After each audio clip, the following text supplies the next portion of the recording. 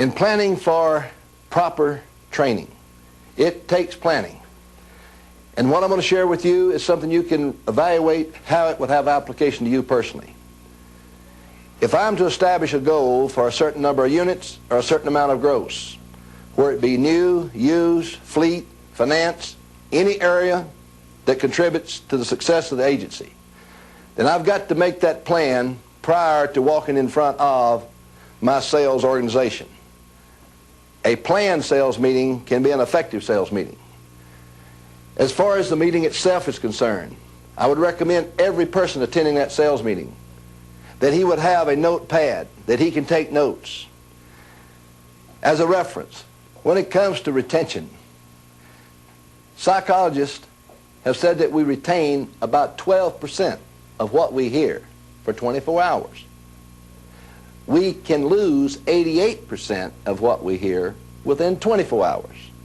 Now analyze that for a moment.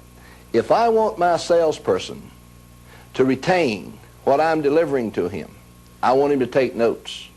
In other words, that 88 and 12% could be accurate, could be inaccurate, but it conveys the concept. Now that one point can increase the productivity of your salespeople.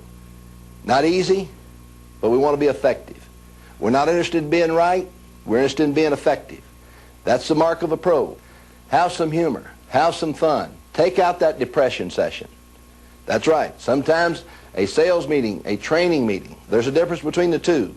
But either one of the two must be educational, motivational, and entertaining. Now let's take educational.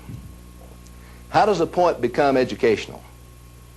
When you take a situation that you've experienced and you sit down and analyze it. Now that particular experience became an education. Now we're talking about educating a sales force. It could be in a role play in front of a video camera, and let me recommend to you, with management's approval, with the dealer's approval, if permitted, use a video camera to tape some of your own training meetings. Now at the proper time, when convenient, where you can sit down and analyze, what type sales manager am I? Therefore, when I review it, I may see areas I want to critique, things I want to modify and change. Educate is one. Motivate. What is motivation? It comes from the word motive. What is the motive in that salesperson? Again, no one gets up in the morning and comes to work and says, today I'm going to screw up. Nobody says that. They come in to win.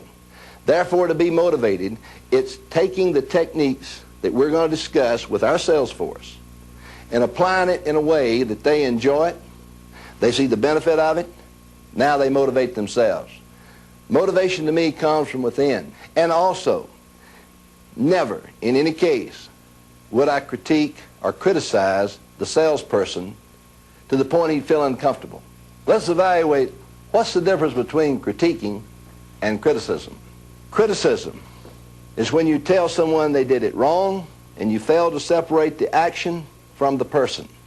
In other words, if you say to your salespeople, hey man, you screwed it up, you did it wrong, that's not what I wanted, hey, you really screwed the deal up. Now see, that person, that salesperson could take that personally. And remember, he wants recognition from you as a sales manager. But don't criticize, because criticism is very difficult for most salespeople to take, especially from you, the boss.